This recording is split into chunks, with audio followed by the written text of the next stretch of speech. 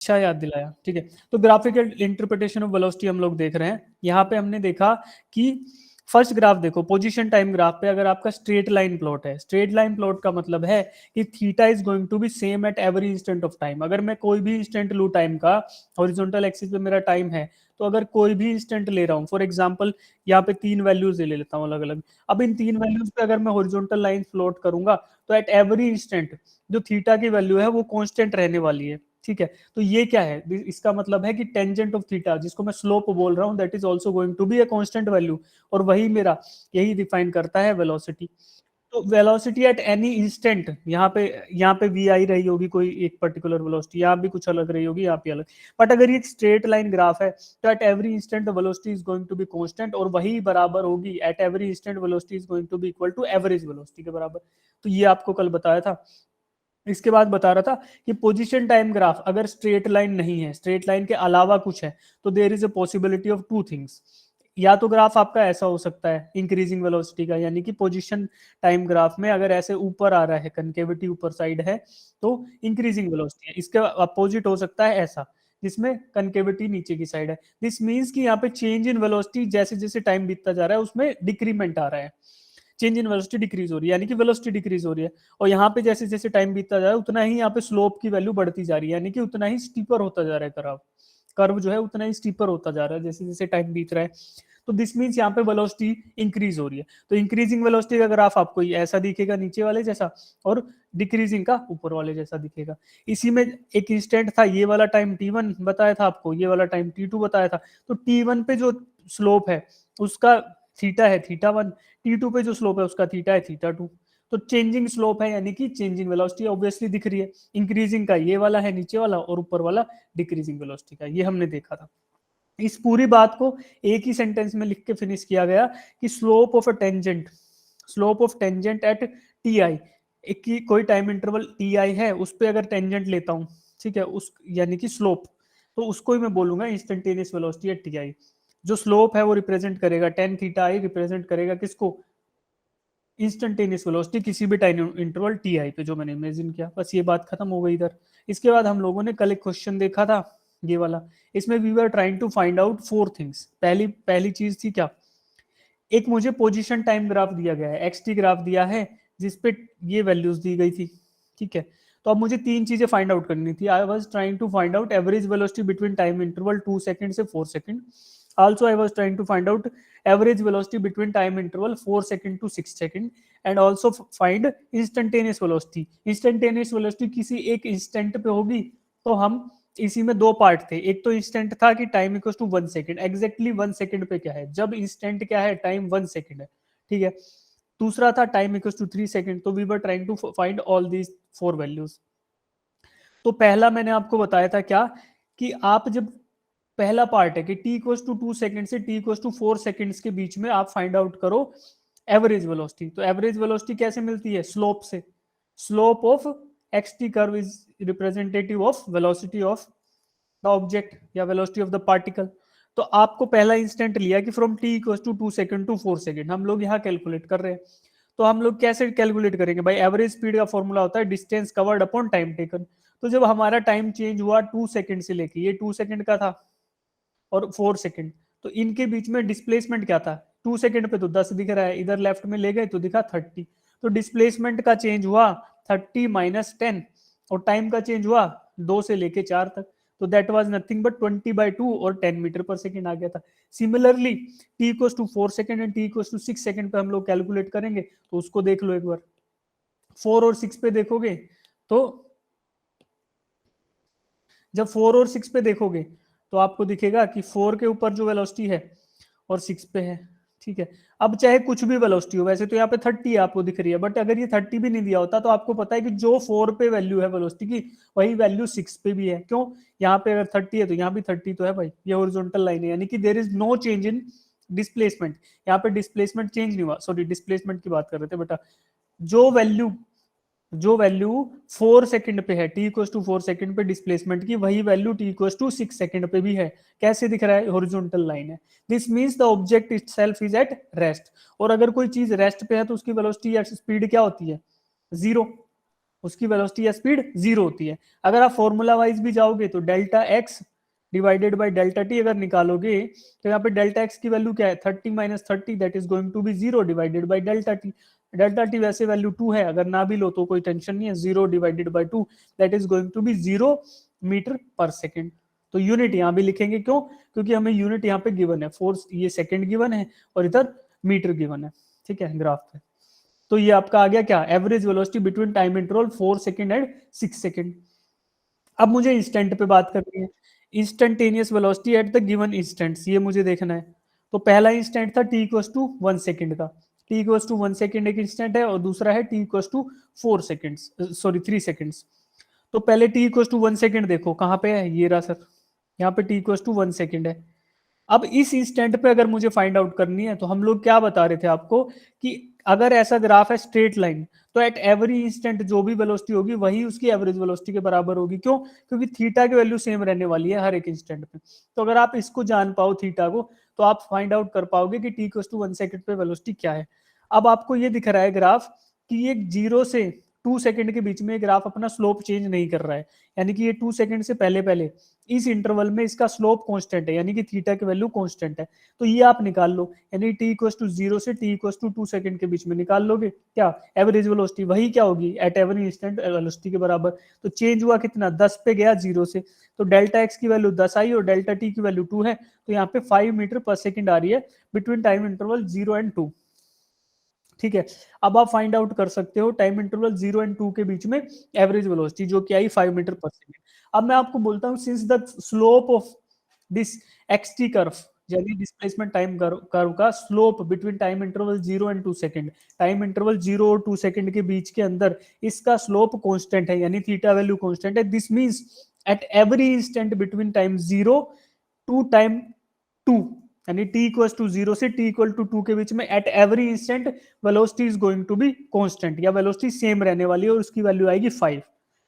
तो अब वो इंस्टेंट चाहे t इक्वल्स टू 1 सेकंड हो, t इक्वल्स टू 1.1 हो, 1.111 हो, कुछ भी हो, ठीक है, या 0.001 हो।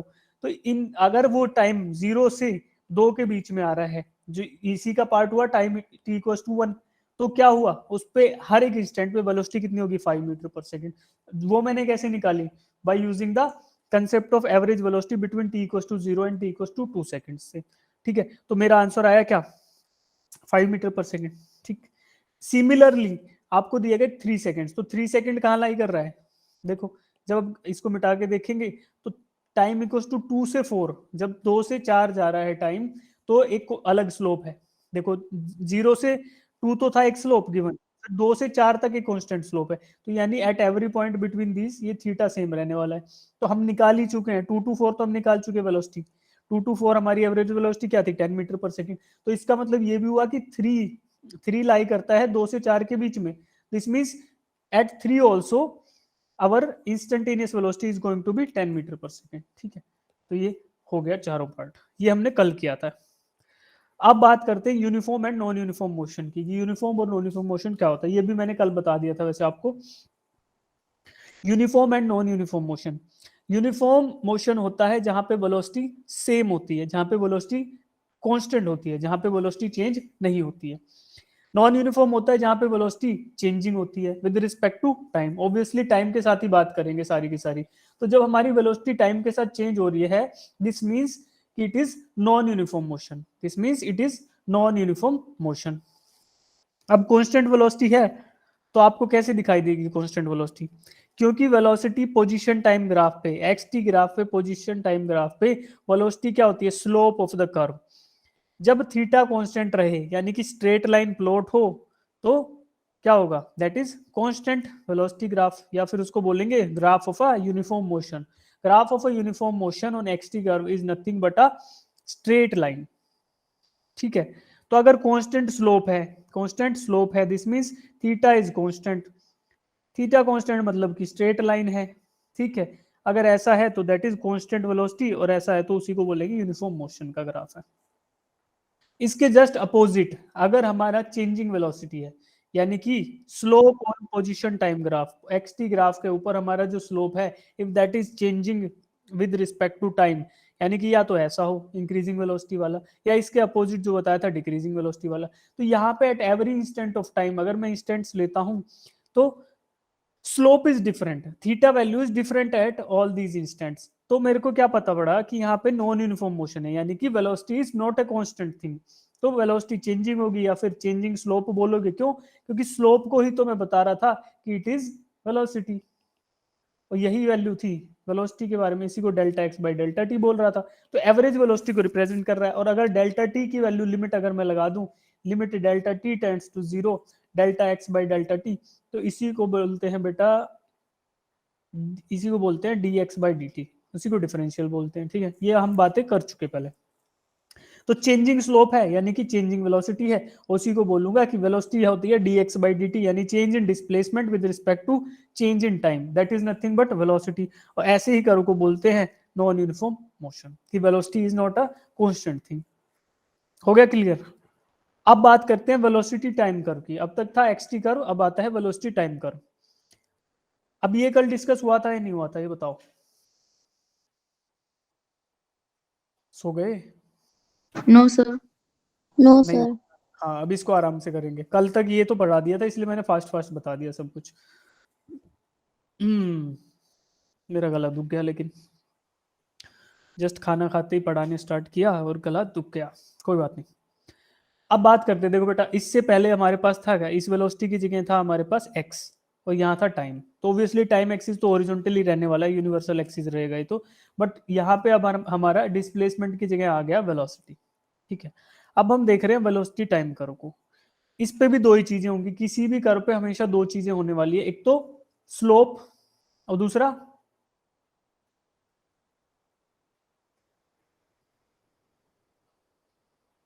Area under the curve.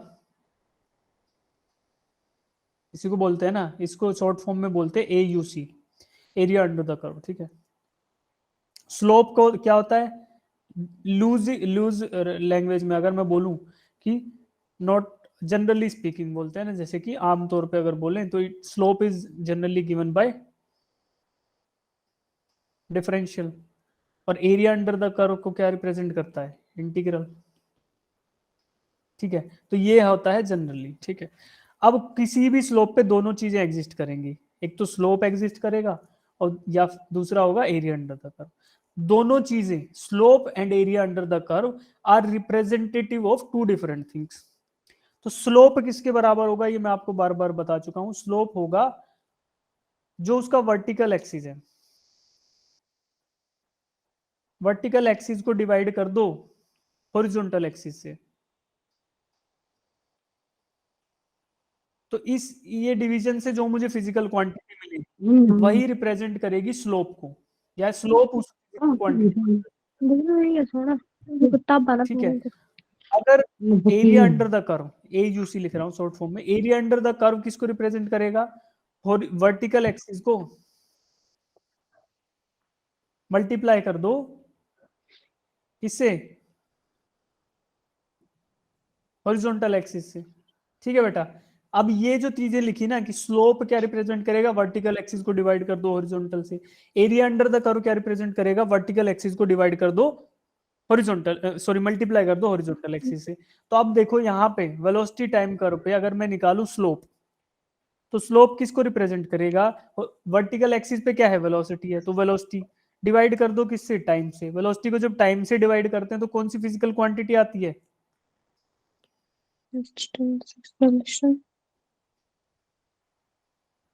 Acceleration आता है भाई। वेलोसिटी को टाइम से डिवाइड करते हैं तो एक्सेलरेशन आता है ना मेरा, यस सर। यस ना। है ना? तो किसी भी कर्व पे ये फॉर्मूला लगाओ कि स्लोप निकालना है कर्व का, तो क्या होगा? Vertical axis divided by horizontal. तो वेलोसिटी को जब टाइम से डिवाइड करते हैं तो it is nothing but acceleration. तो VT ग्राफ पे जब आप स्लोप निकालोगे तो क्या आएगा? एक्सेलरेशन। और VT ग्राफ पे आप एरिया अंडर द कर्व निकालोगे तो देखो वेलोसिटी होगा, हॉरिजॉन्टल वर्टिकल एक्सिस है वेलोसिटी, उसको मल्टीप्लाई करना हॉरिजॉन्टल से, तो टाइम। वेलोसिटी इनटू टाइम क्या होता है? Velocity into time displacement. Displacement. ठीक है ना? क्यों? देखो यूनिट से भी कर सकते हो बेटा आप। वेलोसिटी का यूनिट क्या होता है? Metre per second. डिवाइड करना है किससे? सेकंड से। ये क्या आएगा? Metre per second square. और मीटर पर सेकंड स्क्वायर किसका यूनिट है? एक्सेलरेशन का। इधर करोगे वेलोसिटी का यूनिट क्या है? Metre per second. मल्टीप्लाई किससे करना है? टाइम से, सेकंड से। तो सेकंड से सेकंड उड़ गया, यूनिट आया मीटर। मीटर किसका है? डिस्प्लेसमेंट का यूनिट होता है। ऐसे भी कर सकते हो यूनिट वाइज, हमने तो यूनिट एंड डायमेंशन पढ़ लिया ना, तो उस तरीके से भी कर सकते हो। या फिर किसी भी ग्राफ पे आपको बता दिया सीधा सीधा कि स्लोप क्या होगा? Vertical axis divided by horizontal axis. Area under the curve is going to be vertical axis into horizontal axis. तो अब हमें पता पड़ गया कि अगर वेलोसिटी टाइम कर्व है तो उसके ऊपर स्लोप क्या है? Slope is nothing but acceleration. तो एक्सेलरेशन क्या हुआ? a is equal to tangent theta, यानी कि slope of velocity time curve, और that is equal to dv by dt। ठीक है, यानी कि velocity divided by time, change in velocity with respect to time, that is acceleration. अगर area under the curve निकलवाऊं, यानी कि मान लो ये एरिया ए फाइंड आउट करना है, तो this will be nothing but velocity into time, और जिसको बोलूंगा क्या? डिस्प्लेसमेंट। तो ये चीज याद रख पाओगे? निकालने का तरीका भी आपको बता दिया कि किसी भी ग्राफ पे आप कैसे फाइंड आउट कर सकते हो। पर्टिकुलरली अगर वेलोसिटी टाइम कर्व के रिस्पेक्ट में देखें तो वेलोसिटी इनटू टाइम कर दोगे तो डिस्प्लेसमेंट मिलने वाला है। That is why this area A is going to be displacement. कब तक का displacement? Between time interval t i से टी एफ तक, फाइनल टाइम से इनिशियल टाइम के बीच में कितना डिस्प्लेसमेंट होगा, that will be represented by this red colour area जो शेडिंग अभी कर रहा हूं मैं। ठीक है, तो ये रिप्रेजेंट करेगा। अगर मान लो टी आई तक का पूछूंगी, बेटा टी आई तक का, टी जीरो से टी आई तक कितना डिस्प्लेसमेंट हुआ, तो वो मैं कैसे डिफाइन करूंगा? देखो ये ब्लू से शेड कर रहा हूं इसको। तो टी जीरो से टी आई तक क्या हुआ? जो भी इसके लेफ्ट में है, टी आई के लेफ्ट साइड में एरिया आया, यानी कि जो ब्लू कलर वाला है, that will be representing my displacement value up till time T I. और टी आई से टी एफ के बीच में ये रेड कलर का जो शेड किया था। ठीक है, अब देखो यहाँ यही जो चीज समझाई यहाँ पे लिख दी है, slope is equal to d v by d t, यानी कि it will be representative of instantaneous acceleration. क्यों? क्योंकि dt है बेटा, और dt में असम्पशन क्या है? Delta t is tending to zero. ठीक है, तो इसलिए इसको इंस्टेंटेनियस लिख दिया। अगर यहाँ पे delta v by delta T होता तो फिर वो एवरेज हो जाता। ये भी तो कॉन्स्टेंट, ये भी तो हर जगह वही यूज हो रहा है, रूल चेंज थोड़ी हो रहा है। ये तो फिक्स रूल है, अगर आप रिवाइज करके आओगे क्लास में तो अभी ये सुनने की भी जरूरत नहीं है, अरे सर कहाँ टाइम वेस्ट करा रहे हो। ठीक है, बट मैं बार बार बता रहा हूँ ताकि आपको याद हो जाए, है ना। मैं भी समझ रहा हूँ कि आपके पास टाइम कम होता है, स्कूल का फिर होमवर्क भी हो गया, काफी चीजें हो जाती हैं, कोई बात नहीं। फिर आती area. Area under the curve मैंने आपको बताया कि हॉरिजॉन्टल एक्सिस को मल्टीप्लाई कर दो वर्टिकल एक्सिस से, तो velocity into time was displacement, तो यही डिफाइन कर रहा है डिस्प्लेसमेंट का वर्ड को। और एरिया अंडर द कर्व किसका रिप्रेजेंटेटिव होता है? इंटीग्रल का। तो finite integration between initial time t1 to final time tf t2, किसका? वेलोसिटी का विद रिस्पेक्ट टू टाइम, ये क्या रिप्रेजेंट करेगा? डिस्प्लेसमेंट को। तो ये चीजें यहाँ नोट्स के तौर पे लिखी हुई है। अब यहाँ पे किसी को डाउट है तो पूछ लो, इस वाले में डाउट है तो पूछ लो, otherwise there is a question based upon this concept in the very next slide. ठीक है, तो करें क्वेश्चन एक बार। Yes, sir. चलें बेटा क्वेश्चन, Yes, ठीक sir. है ना। चलो ये क्वेश्चन है आपकी स्लाइड स्क्रीन पे, एक बार इसको पढ़ लेंगे, 1 मिनट बाद हिंट दूंगा, जिनको आता है वो करते रहेंगे, है ना। वैसे कुछ नहीं है, जस्ट पिछले स्लाइड में किया वही कंसेप्ट यूज होगा, वेरी सिंपल है। जिनको आता है वो फाइनल आंसर तक पहुंचेंगे और चैट बॉक्स में आंसर ड्रॉप कर देंगे। बाकी जिनको नहीं हो पाएगा मैं हिंट दूंगा 1 मिनट बाद, फिर उसके बाद करेंगे।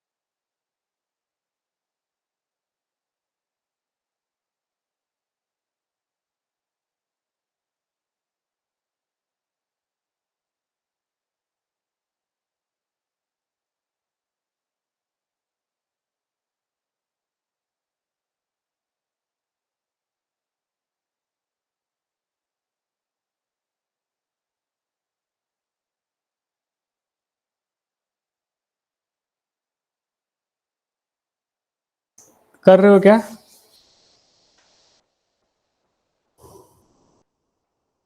कितने बच्चे कर पा रहे हैं? हैंड रेज करो एक बार।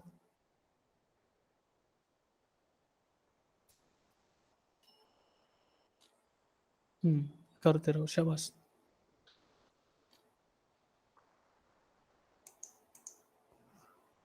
ठीक है, बाकी सबके लिए हिंट दे देता हूँ एक बार।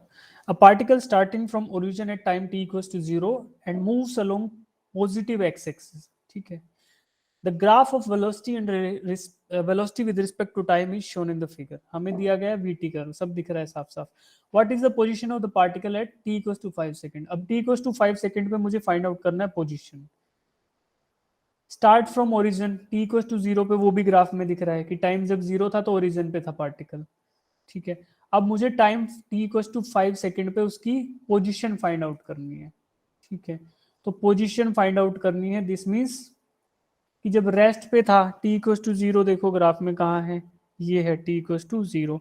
इस पे क्या है, एक तो वेलोसिटी की value zero, t equals to zero पे मुझे दिख रहा है from graph velocity is zero. ठीक है। दूसरा दिख रहा है, क्वेश्चन में दिया गया है कि टी इक्वल्स टू जीरो पे पार्टिकल स्टार्ट करता है ओरिजिन से, दिस मीन्स कि टी इक्वल्स टू जीरो पे डिस्प्लेसमेंट जो है एक्स वो भी जीरो है। अब ये चीजें मुझे क्वेश्चन में गिवन है। Now I have to find out the position of the particle at t equals to 5 second. जब टाइम 5 सेकंड हो जाएगा, ये इसके ऊपर मुझे पोजीशन फाइंड आउट करनी है। तो क्या होता है, पोजीशन कैसे मिलेगा? अगर मुझे वेलोसिटी टाइम ग्राफ दिया हुआ है तो how would I find out the position? भाई position is representative of displacement ना। डिस्प्लेसमेंट क्यों? क्योंकि जब x equals to zero, t equals to zero पे पोजीशन थी जीरो, तो अब टी इक्वल्स टू 5 सेकंड पे पोजीशन क्या होगी? डिस्प्लेसमेंट के बराबर। ये x इक्वल्स टू जीरो देने का मतलब ये है कि जब मेरा टाइम 5 सेकंड होगा तो जब जो वहां पे डिस्प्लेसमेंट होगी s की वैल्यू, वही किसके बराबर होगी? x के बराबर, पोजीशन के बराबर। ठीक है। तो आप लोग, जब मैं बता रहा था पोजीशन वेक्टर डिस्प्लेसमेंट वेक्टर, तो position vector was nothing but the position of a point with respect to origin, और डिस्प्लेसमेंट क्या था? With respect to some other point. अब मुझे पता है कि इनिशियल पॉइंट पे जीरो था, तो दिस मीन्स पोजीशन और डिस्प्लेसमेंट वेक्टर दोनों एक ही हो जाएंगे। तो ये तो हो गई बड़ी बड़ी बातें, बट सिंपल बात ये है कि जो भी एक्स की वैल्यू होगी या जो भी डिस्प्लेसमेंट की वैल्यू होगी एट टी इक्वल्स टू 5, वही हमारी पोजीशन होगी। तो आप फाइंड आउट करो with the help of v t graph. V t graph पे पोजीशन या डिस्प्लेसमेंट कैसे निकलता है, जस्ट लास्ट स्लाइड में डिस्कशन हुआ था। स्लोप से या फिर एरिया अंडर द कर्व से। स्लोप तो होगा वेलोसिटी डिवाइडेड बाय टाइम यानी acceleration, but area under the curve अगर निकालते हो that is going to be velocity into times यानी कि डिस्प्लेसमेंट। तो आप एरिया अंडर द कर्व निकाल लो, कब तक का?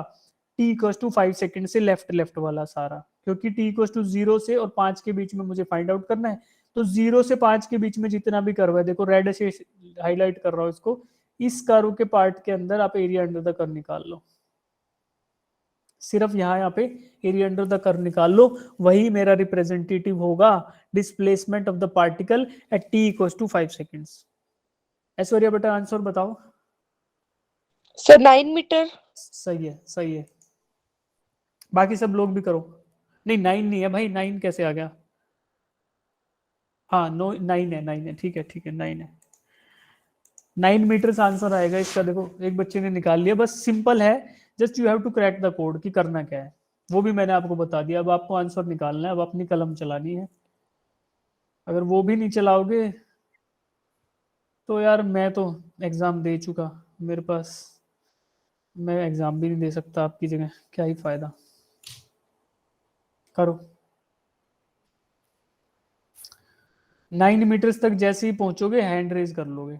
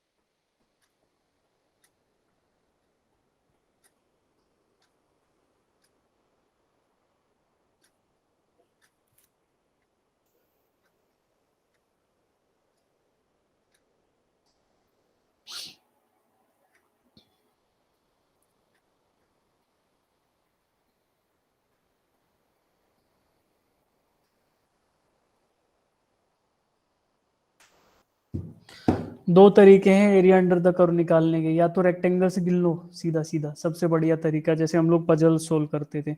दूसरा तरीका क्या हो सकता है, इस एरिया को आप डिवाइड कर लो छोटे छोटे टुकड़ों में, तो तीन अलग अलग टुकड़ों में डिवाइड हो जाएगा। ये एक तो ये होगा, ये पहला वाला ट्रायंगल, ठीक है। फिर दूसरा ये एक रेक्टेंगल, और तीसरा ये छोटे वाला रेक्टेंगल, ठीक है। अब इनको डिवाइड करके या तो length into breadth into height इस फॉर्मूला से निकाल लो। यहाँ पे 2 यूनिट्स दिख रहा है क्योंकि 2 तक गया, हाइट भी 2 दिख रही है तो ये हाइट भी 2 हो गई। तो ऐसा ट्राइंगल जिसकी हाइट और बेस दोनों 2 हो, उसका area half into base into height, दोनों को मल्टीप्लाई करोगे तो 2 यूनिट्स आएगा। सिमिलरली ये एक रेक्टेंगल है जिसका ये वाला पार्ट 2 है और ये भी 2 है, तो रेक्टेंगल का एरिया क्या आएगा, 2 into 2, that is going to be 4। और तीसरा एक रेक्टेंगल है जिसकी हाइट है 3 यूनिट्स और बेस है 1 यूनिट, तो 3 इंटू 1 या 3 यूनिट्स, इन तीनों को जोड़ लो, 2 + 3 + 4 that is going to be 9 units, ठीक है। एक तरीका तो ये है। दूसरा तरीका क्या हो सकता है, दूसरा तरीका हो सकता है कि गिन लो सिर्फ रेक्टेंगल्स को, 1 2 3 4 5 6 7 8, 8 तो ये हो गए, और बाकी आधा ये और आधा ये, आधा आधा जुड़ेंगे तो एक हो जाएगा, तो 9 यूनिट्स हो गया, 9 स्क्वायर यूनिट्स। अब देखो कभी भी आप ग्राफ पे एरिया निकालोगे तो आंसर क्या आएगा, 9 स्क्वायर यूनिट्स। अब आपको एक स्क्वायर यूनिट का उसको कोरिलेट करना होगा कि एक स्क्वायर यूनिट किसके बराबर है। तो यूनिट देखो, वर्टिकल एक्सिस पे यूनिट है, हॉरिजॉन्टल पे इनको मल्टीप्लाई कर दो। मीटर पर सेकंड था, उसको सेकंड से मल्टीप्लाई कर दिया, तो आंसर क्या आया, सेकंड से सेकंड उड़ गया मीटर। अब ये एरिया, एरिया का एक यूनिट, यानी कि ये जो रेड अभी शेड किया, ये किसके बराबर होगा, 1 मीटर के बराबर, और यही किसके बराबर है, 1 स्क्वायर यूनिट के बराबर।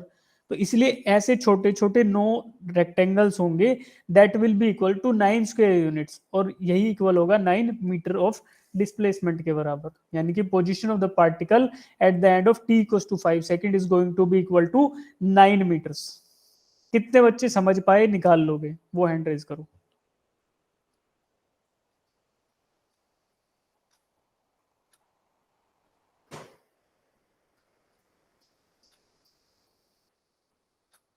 ठीक है, चलो अब इसी का सॉल्यूशन यहाँ पे दिया गया है।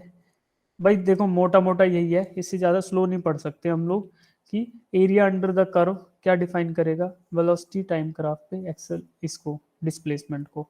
किसी भी ग्राफ पे एरिया अंडर द कर्व क्या होता है, हॉरिजॉन्टल एक्सिस को और वर्टिकल एक्सिस को आपस में मल्टीप्लाई कर दो, क्या आएगा, यहाँ डिस्प्लेसमेंट आएगा। तो आपको डिस्प्लेसमेंट ही तो निकालना था, that is area under the curve. अब t इक्वल्स टू 5 सेकंड और t इक्वल्स टू 1 सेकंड के 0 सेकंड के बीच में निकालना है, तो आपको दिख रहा है इनके बीच में ये वाला है ग्राफ, और एरिया अंडर द क्या क्या होगा, यही होगा, ये वाला पार्ट, ठीक है।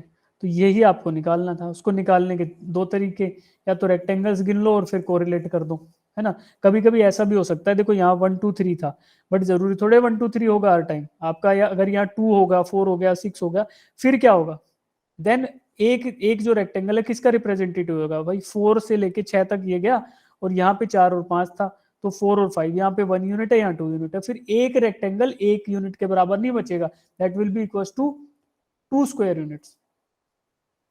जब 2 स्क्वायर यूनिट्स हो जाएंगे तो एक रेक्टेंगल का एरिया आएगा, फिर आप मल्टीप्लाई करोगे तो जितने रेक्टेंगल, अगर 9 हो रहे हैं ऐसे, तो फिर आपका 18 मीटर डिस्प्लेसमेंट आएगा उस केस में, ठीक है। तो ये चेंजेस आ सकते हैं, इसलिए मैं आपको बार बार ये चीज बता रहा हूँ। तो आप लोग इसको करेंगे, ऐसे 1 2 क्वेश्चन अटेम्प्ट कर लोगे तो ये चीजें हो जाएंगी क्लियर, ठीक है। इसका सॉल्यूशन यहाँ दिया है, जिनको नहीं आ रहा समझ वही सॉल्यूशन पढ़ेंगे, फिर समझ आएगा, नहीं आएगा तो फिर पूछेंगे, ठीक है। चलो आगे बढ़ते हैं। अब बात करते हैं एवरेज एक्सेलरेशन की। हमने देखा डिस्प्लेसमेंट के केस में देख लिया था, then we were looking at velocity की, वेलोसिटी के बारे में देखा, एवरेज वेलोसिटी करके कोई चीज होती है, और फिर इंस्टेंटेनियस वेलोसिटी करके कोई चीज होती है। अब हम देखेंगे कि एवरेज एक्सेलरेशन क्या होता है और इंस्टेंटेनियस एक्सेलरेशन क्या होता है, ठीक है। तो देखो भाई, acceleration is something that is rate of change of velocity. Rate of change of velocity मतलब क्या हुआ, कि change of velocity with respect to time T, time के साथ चेंज हो रहा है, उसी को बोलते हैं रेट। तो rate of change of velocity with respect to time T, उसी को क्या बोलेंगे, एक्सेलरेशन। तो इसी चीज को अगर मैथमेटिकली लिखें तो एक्सेलरेशन यानी कि average acceleration is equal to change in velocity divided by time taken. एक गिवन टाइम में जितना बदलाव आएगा वेलोसिटी में, यानी कि जितना चेंज होगी velocity, that will be represented by average acceleration. Mathematics की लैंग्वेज में लिखने चलें तो ऐसे लिखेंगे कि average acceleration is equal to delta V divided by delta T, यानी कि change in velocity divided by change in time, and that is nothing but average acceleration. ऐसे एरोज लगाते हैं तो मतलब एवरेज की बात हो रही है। अब वेलोसिटी में क्या चेंज आएगा, कोई फाइनल वेलोसिटी रहेगी जिसको हम बोलेंगे वी एफ, कोई इनिशियल वेलोसिटी रहेगी जिसको हम बोलेंगे वी आई। तो वी फाइनल में से वी आई माइनस कर देंगे, वही क्या है, चेंज इन वेलोसिटी। ठीक है। सिमिलरली टाइम है, final time minus initial time is delta T. अगर ये चीजें हमारे पास फाइनल, ये हमारे पास फाइनाइट चीजें हैं, तो इसका मतलब हुआ कि दिस इज एवरेज एक्सेलरेशन, क्योंकि डेल्टा टी की बात है। और वहीं हम बोलते हैं कि डेल्टा टी बहुत छोटा है, कि limit of delta T tends to zero है, तो क्या होगा भाई, फिर वो हो जाएगा डीवी बाई डी टी के बराबर, और इसी को बोलेंगे इंस्टंटेनियस एक्सेलरेशन। यही हमारा क्या होगा, इंस्टंटेनियस एक्सेलरेशन, यानी कि acceleration at a given instant. ठीक है, तो यही होगा instantaneous acceleration. Delta v by delta t similar ही तो था हमारे पास, कि delta x by delta t था, that was average velocity. Delta x by delta t when time is tending to zero, यानी कि समय जब हमारे पास duration of the time is approximately zero, in that case it was instantaneous velocity. अब यहाँ पे हमारे पास duration of time is infinitely small interval of time, या बोले उसको अति सूक्ष्म समय, यानी क्षण की बात करें, then we it is representative of instantaneous acceleration. ठीक है, तो सेम ही चलेगा यार, कंसेप्ट इसमें चेंज नहीं होने वाला। अब देखो, अगर कोई बंदा कांस्टेंट वेलोसिटी से जा रहा है, जैसे ऊपर वाला जा रहा है, तो इसका मतलब क्या हुआ, there is no acceleration, acceleration is zero. और नीचे वाले भाई सब स्टार्ट होते हैं थोड़ी स्लो स्पीड से, बट व्हेन जैसे जैसे आगे बढ़ते जाते हैं उनको कुछ अच्छी चीज दिखती है तो उसकी तरफ वो दौड़ पड़ते हैं। This means there is some acceleration is in his motion, जो इनका मोशन था उसमें कुछ एक्सेलरेशन है। This means there is some change in velocity as the time changes. तो यही सब चीजें हुई एवरेज एक्सेलरेशन और इंस्टेंटेनियस एक्सेलरेशन के बारे में। अब आपके पास एक क्वेश्चन आ जाता है, करो इसको सॉल्व, इसको सॉल्व करो, बहुत इजी क्वेश्चन है, ट्राई करो। अब लाइन से 2 या 3 क्वेश्चन है, सब लोग करते रहेंगे, अदरवाइज मिस आउट हो जाएगा ये। कॉपी पेन उठा लो और करो।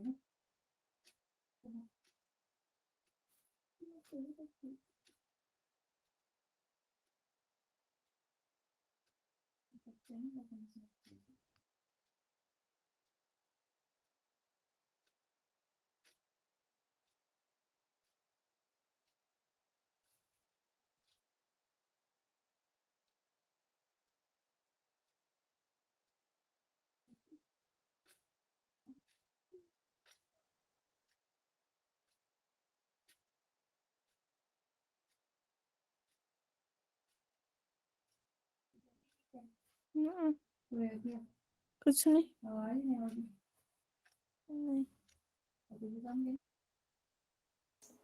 जिनका आंसर आ जाएगा हैंड रेज करेंगे यार, इसमें तो ज्यादा एक्सपेक्टेड है स्टूडेंट जिनका आंसर आएगा, because this is very simple question.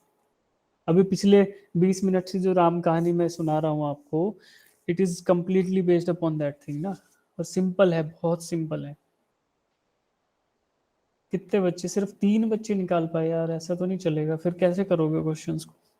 Everybody should try, everybody should answer, जिनका आंसर आएगा वो हैंड रेज करेंगे। आंसर अभी नहीं बताएगा कोई भी, किसी को आंसर नहीं बताएगा ना चैट बॉक्स में ना कुछ।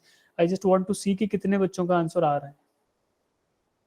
We are at least 31 student in the class. तब तक 15-16 बच्चे नहीं कर पाएंगे, तब तक मजा नहीं है यार, बहुत इजी क्वेश्चन है ये।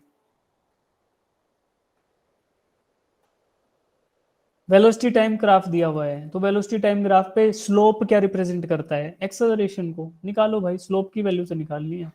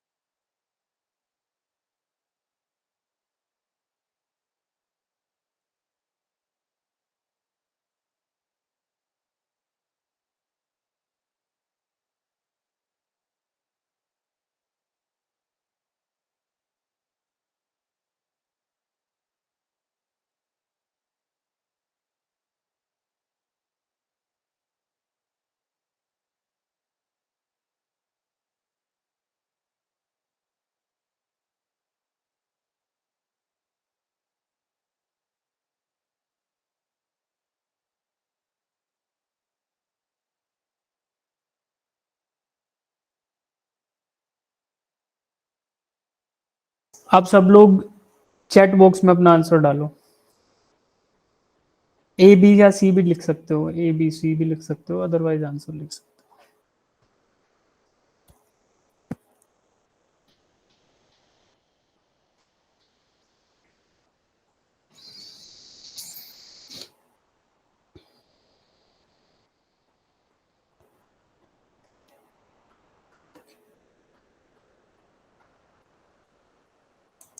ठीक है भाई, शाबाश। जिनका आंसर बी आया है उनका आंसर करेक्ट है, जिनका ए आया है, एक बच्चे का आया है, तो प्लीज आप चेक कर लेंगे, ज्यादा कुछ इसमें है नहीं तो ना दिक्कत आएगी। देखो, we have to find out the average acceleration for the object over the time interval 2 second and 4 second. तो 2 सेकंड्स यहाँ पे है, 4 सेकंड यहाँ पे। इस टाइम इंटरवल में यानी कि मेरा डेल्टा टी कहाँ पे लाई कर रहा है, 2 to 4। तो बेटा दिस इज डेल्टा टी। इस डेल्टा टी में मुझे फाइंड आउट करना है क्या, एवरेज एक्सेलरेशन। तो आपको पता है वेलोसिटी टाइम ग्राफ पे, अगर मैं वेलोसिटी टाइम ग्राफ पे स्लोप निकालता हूँ यानी टेंजेंट ऑफ दिस थीटा निकालता हूँ, तो that is my acceleration, average acceleration. तो मुझे टाइम इंटरवल दिया गया है delta T. During this time interval delta T, if I wanted to find out the average acceleration, then I will take out the values of velocity at these two instants of the time. तो t equals to 2 second पे मुझे velocity दी गई है 6 metre per second, and t equals to 4 second पे गया, right में गया, इधर से लेफ्ट में गया, तो 10 दिया गया है। तो now I have to find out delta v by delta t। Delta v क्या होगा, final velocity minus initial velocity. Final velocity क्या है भाई, 10, इनिशियल क्या है 6, डिवाइडेड बाय क्या करोगे, टाइम इंटरवल। टाइम इंटरवल क्या था, 4 था और 6 था, तो 4 था और 2 था, सॉरी 4 - 2, यही क्या होगा, 10 - 6 होता है बेटा 4, डिवाइडेड बाय 2। तो 2 आया मैग्नीट्यूड, और यूनिट क्या आएगा, metre per second into second करोगे तो ऊपर था मीटर पर सेकंड, नीचे सेकंड आएगा, तो क्या आएगा, unit metre per second square. तो आंसर क्या आएगा, 2 मीटर पर सेकंड स्क्वायर, ये आंसर आने वाला है। ठीक है, तो ऑप्शन बी। जिनका आ गया ठीक है, नहीं आया वो यहां से देख लो कि टेंजेंट थीटा निकालना है delta v by delta t, जो इंटरवल टाइम का दिया था उस पर delta v by delta t निकाल लिया। ठीक है, एक चीज यहाँ पे, one thing has to be noted कि average acceleration is same as instantaneous acceleration. क्यों, बिटवीन एवरी इंस्टेंट, जहां तक का भी मुझे ग्राफ दिया गया है, टाइम इक्वल्स टू 0 से मुझे प्लॉट दिया है ना, टी इक्वल्स टू 0 से स्टार्ट होके it is going up to some time maybe 6 तक या 6 के थोड़ा सा आगे तक, ये टाइम दिया गया। During this total interval, during this total interval of time, slope of the graph, जो स्लोप ऑफ द ग्राफ है वो कांस्टेंट है, हर जगह पे एक स्ट्रेट लाइन ही है। तो ये मैं आपको बताया था कि स्ट्रेट लाइन ग्राफ पे एवरेज क्वांटिटीज और इंस्टेंटेनियस क्वांटिटीज सेम होने वाली है। क्यों, कोई कितने भी इंस्टेंट ले लो भाई, सब पे जो थीटा की वैल्यू है that is going to be constant. यहाँ पे भी थीटा रहेगा, यहाँ पे भी थीटा ही रहेगा, यहाँ पे भी थीटा ही रहेगा, यहाँ पे भी थीटा ही रहेगा। इनके अलावा भी अगर कोई इंस्टेंट्स लेते हो तो वहां भी value is going to be, यहाँ भी देखो थीटा रहेगा, इधर गए और इस पे भी थीटा रहेगा। तो at every instant theta is going to be constant, और थीटा कांस्टेंट मतलब स्लोप कांस्टेंट, स्लोप कांस्टेंट मतलब acceleration is going to be constant. तो आप उसको चाहे इंस्टेंटेनियस एक्सेलरेशन बोल लो चाहे एवरेज एक्सेलरेशन बोल लो, तो हर पॉइंट पे average acceleration is same as that of instantaneous acceleration. ठीक, अब कितने बच्चे कर पाओगे इस क्वेश्चन को, हैंड रेज करो जिनका नहीं भी हुआ था, या जितने बच्चों को ये क्वेश्चन ठीक लगेगा आगे से रिपीट होगा तो कर पाओगे। ठीक है, अब एक अच्छा क्वेश्चन आ रहा है, ये लास्ट क्वेश्चन है जिसको हम आज अटेम्प्ट करेंगे, और सब लोग दिल दिमाग ध्यान से करेंगे, पूरा टाइम दूंगा मैं आपको। जितने बच्चों को आता है या जितने बच्चे अभी क्लास में रेगुलरली आंसर कर रहे हैं उन सबको मैं स्पेशली बोल रहा हूँ कि इस क्वेश्चन को आप ध्यान से पढ़ोगे। ठीक है, कुछ इसमें उल्टा सीधा नहीं है, बस थोड़ा सा हिंट लगेगा ताकि आपका दिमाग खुले। मैं आपको पूरा टाइम दूंगा, इनिशियली अभी 47 हुआ है, 50 पे पहले बार बोलूंगा, 3 मिनट तक चुप रहूंगा। आप लोग क्वेश्चन को पढ़ोगे, आराम से देखोगे और ट्राई करोगे, then we will have sufficient time जिसमें मैं आपको इसको समझा दूंगा। ठीक है, सब लोग हाथ नीचे कर लो और ये क्वेश्चन देखो, बहुत प्यारा क्वेश्चन है, मजा आ जाएगा, सिंपल है, गुड कैंडिडेट फॉर एग्जाम है, जैसे एग्जाम में आने के बहुत ज्यादा चांसेस है इस तरीके के क्वेश्चन को, और बिल्कुल लवली सी थोड़ी सी कैलकुलेशन है, बहुत अच्छा रहेगा ये, करो सब लोग इसको अटेम्प्ट।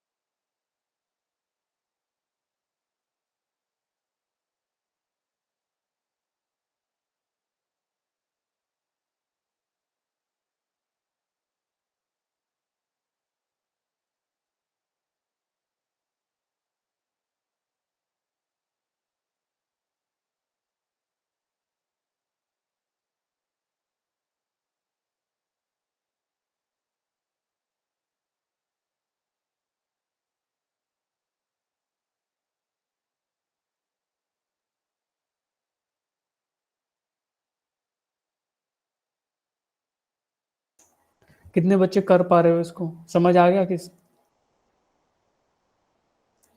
कितने बच्चों को समझ आया है क्वेश्चन में क्या पूछा गया है, हैंड रेज करो। हाँ, कर पा रहे हो आप लोग, जिनको समझ आया वो कर पाओगे क्या, या मैं हिंट दे देता हूँ, देखो बेटा पहले हिंट देता हूँ, सब लोग ध्यान से सुनेंगे फिर इसको करेंगे, right. Vishnu is cycling in straight line with velocity 5 metre per second. Vishnu कोई लड़का है या मे बी लड़की हो सकती है, वो साइकिलिंग कर रहा है, ठीक है, स्ट्रेट लाइन में। अब कितनी वेलोसिटी से, 5 मीटर पर सेकेंड से, तो मुझे इनिशियल वेलोसिटी दे दी गई है, अगर मैं इसको वी आई बोल दूं इनिशियल वेलोसिटी, वो मुझे दिया गया है 5 metre per second. Then at time T equals to 0, जब time t equal to zero था, कहाँ पे ग्राफ में देखो एक्सेलरेशन टाइम दिया गया है ग्राफ, इस ग्राफ के अंदर time t equal to zero कहाँ है, ओरिजिन पे, ठीक है। जब t इक्वल टू जीरो था, a stiff wind blows causing him to accelerate, एक हवा का झोंका, एक तेज हवा का झोंका उसे लगता है जो उसे एक्सेलरेट करा देता है, यानी कि उसकी वेलोसिटी में चेंजेस प्रोड्यूस कर देता है, ठीक है। अब आपको डायग्राम पे इसके बाद की कहानी दी गई है, टी इक्वल टू जीरो के बाद की कहानी दी गई है, यानी कि टी इक्वल टू जीरो से पहले उसकी स्पीड थी 5 मीटर पर सेकेंड, वो मुझे दी गई है। टी इक्वल टू जीरो के ऊपर उस पर हवा का झोंका लगता है और उसकी वजह से वो एक्सेलरेट करने लगता है। उसके बाद की सारी स्टोरी एक्सेलरेशन टाइम ग्राफ पे आपको दी गई है। Now we have to find out the velocity after 9 seconds, जब टी इक्वल टू 9 सेकेंड है, यानी ये दिया हुआ है 9 सेकेंड, इस 9 सेकेंड के ड्यूरेशन पे कोई वेलोसिटी होगी, उसको मैं वी फाइनल बोल देता हूँ, वी एफ। तो आपको ये फाइंड आउट करनी है। अब आपको इनिशियल वेलोसिटी दे दी गई है और फाइनल आपको निकालनी है, तो मतलब अगर आप डेल्टा वी यानी चेंज इन वेलोसिटी निकाल लेते हो किसी भी तरीके से, तो आप वी फाइनल निकाल पाओगे, ठीक है। तो change in velocity is given by acceleration time graph पे कौन सी क्वांटिटी चेंज इन वेलोसिटी को डिफाइन करती है, यानी वेलोसिटी को डिफाइन करती है, स्लोप या फिर एरिया अंडर द कर्व। देखो एरिया अंडर द कर्व क्या होता है, horizontal axis into vertical axis, horizontal acceleration है, उसको टाइम से मल्टीप्लाई करोगे तो वेलोसिटी आएगी। Now you just have to find out the area under the curve on acceleration time graph. करो, जिनका आंसर आ जाएगा वीएफ का वो लोग हैंड रेज करेंगे। पूरा टाइम दिया आपको, another 3 minutes. You just have to find out the area under the curve on AT graph.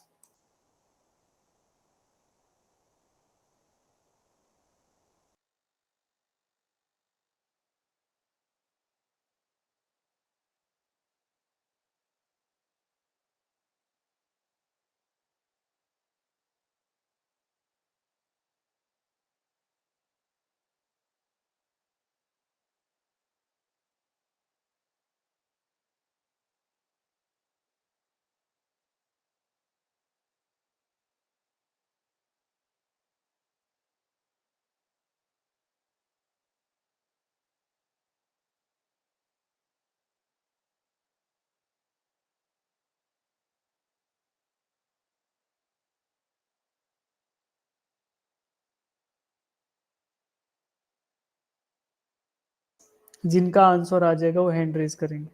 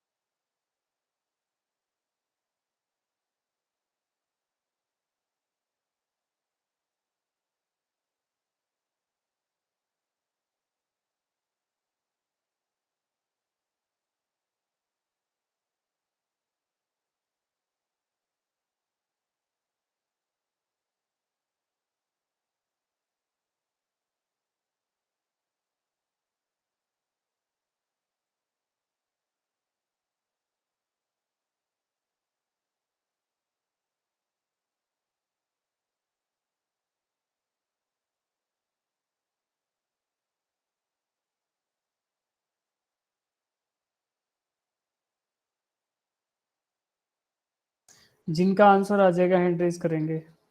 कितने बच्चे कर रहे हो इसको, बाकी सबने हथियार डाल दी चलो करो करो।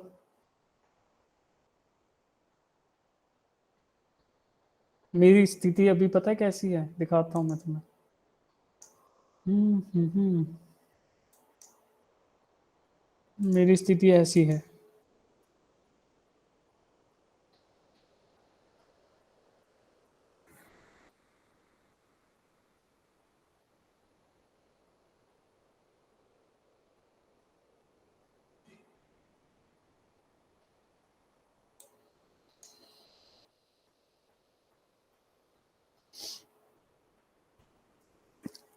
जिनका आंसर आएगा वो हैंड रेज करना भाई।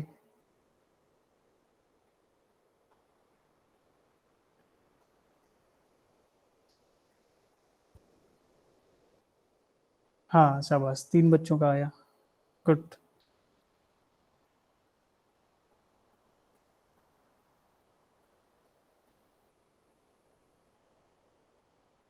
अरे एरिया अंडर द कर्व तो निकालना है, इतना बताने के बाद नहीं निकाल पा रहे हो। We have to find out area under the curve. Area under the curve क्या है भाई, यही तो है, एक तो ये वाला एरिया है, एक ये बच गया, ये वाला एरिया है, दोनों को निकाल लो, कितना आएगा। एक ट्रायंगल है, एक रेक्टेंगल और ट्रायंगल का बना हुआ मिक्स है, निकालो। अभी देखो एक बच्चे ने हाथ नीचे कर लिया, पायल ने, शायद उसने नीचे वाला नहीं कैलकुलेट किया होगा।